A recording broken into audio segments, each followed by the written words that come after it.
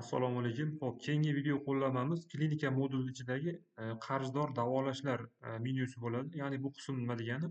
E, Davolashlar orqali qarzdor bo'lib qolgan bemorlarni, ya'ni ro'yxati bu joyda. Ya'ni deylik, masalan, davolashlar orqali bitta bemorni, masalan, Azbek To'ychiyev degan bemorni shifokor, ya'ni vrach davoladi.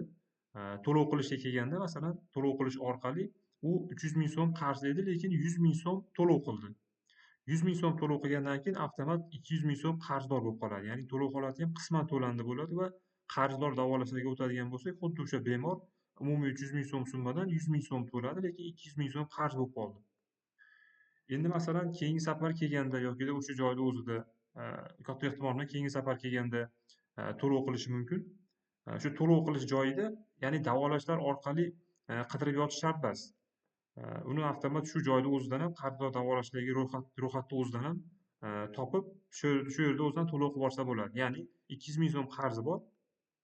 Xohlasa o'sha davolashlardan topib turib, shu joyda o'zidan to'lov qilish chekini bosib turib, kerakli summani kiritib to'lov qilib yuborsak bo'ladi. Xohlasak o'sha qarzdor davolashlarni o'zidan ham to'lov qilish tugmasi bor. Shuni bosish orqali 200 ming so'm qarzi bor. Masalan, bu tepada 300 ming so'm xato ko'rsatyapti, uni to'g'irlab qo'yamiz. 200 ming so'm qarzi bor. Shu 200 ming so'mni kiritgan holatda, masalan, karta berdimi, naqd berdimi, kerakli to'lov turini tanlab turib, to'lov qilishni bosadigan bo'lsak, mana qarzdorlar ro'yxatidan o'chirildi, ya'ni to'liq to'landi. Endi davolashlarga ko'radigan bo'lsak, xuddi o'sha bemorni to'lov holati to'liq to'landiga o'tib qoldi. Ya'ni qarzdorlik 0 so'm. Xuddi shu tarzda kimda kim qarzdor bo'lgan bo'lsa, hamma ro'yxati chiqib turadi shu qarzdor davolashlar ro'yxatida. Shu joyda o'zidan ham to'lov qilish orqali, ya'ni hisobni yopib qo'ysak bo'ladi.